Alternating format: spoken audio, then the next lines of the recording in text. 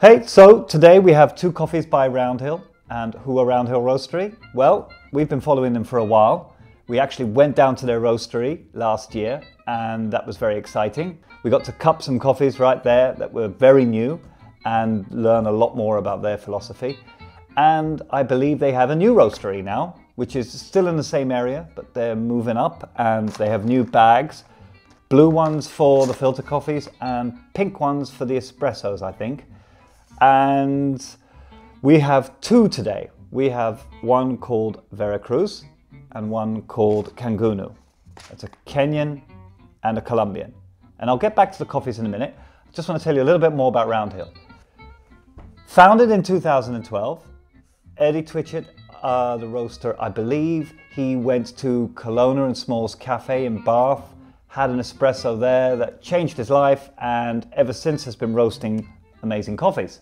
And I'm particularly excited about the Veracruz because it says here that it is from an experimental farm within the Santa Barbara estate, and each Veracruz lot contains 3 to 5 days pickings. And then apparently they get fermented for a few days, and that helps some of the sweetness come through. So that should be quite interesting. And the other important thing I want to talk about today is the recipes and following a recipe. And a lot of you are asking, well, which recipe do I follow? And the answer to that, I can only say at the moment, is find your own recipe to follow, but stick to it once you enjoy the flavor that that particular recipe gives you. I personally enjoy 200 grams of water to 15 grams of coffee. And when I look online and see other people's recipe guides, sometimes I see 30 grams to 300 grams or 15 grams to 250 grams of water. That's obviously slightly different to me in that there's more water to the same ratio of coffee.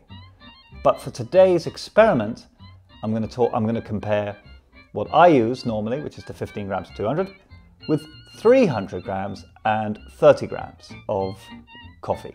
Right, so we'll be testing this with two Veracruzes, one at 300 grams and one at 200 grams of water.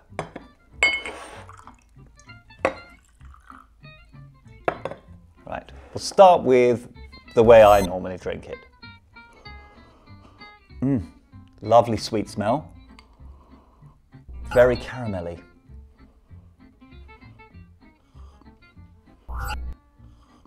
That is silky sweet. Berries. It's a very sweet coffee. One of the sweetest I've had, actually.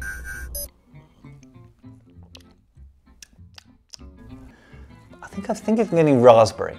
Very, very sweet raspberry. Okay, now we'll quickly switch to the 300 grams to 30 gram ratio. But it smells deeper.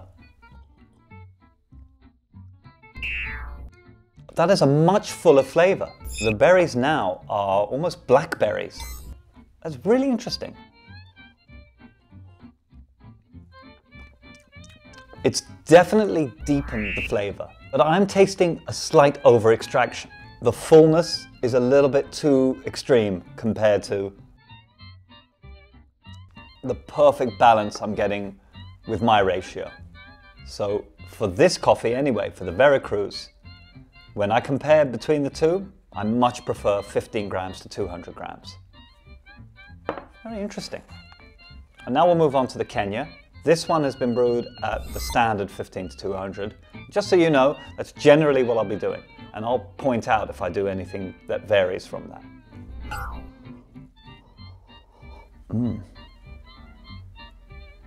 What a strange smell. Very deep berries kind of smell. Very fruity, really fruity. Getting grapes, lovely sweet grape taste. Raisins maybe. Now they say raspberry cranberry fruitcake. Maybe raspberry, but definitely cranberry, and yeah, fruitcake. It's there. It's got this kind of full fruitiness without it feeling full in the mouth. So that's really interesting. Two amazing coffees, by Round Hill Roastery that are always making great coffees. So it's definitely worth tracking them and keeping up with their coffees, because I'm really excited to see what they do in the future. But for now, these two, and I'm sure many more, are really exciting. So what have we learned? Well, that recipes matter, and if you find one that suits you, stick with it, because consistency counts. Thank you for watching, and remember, light roast is the right roast.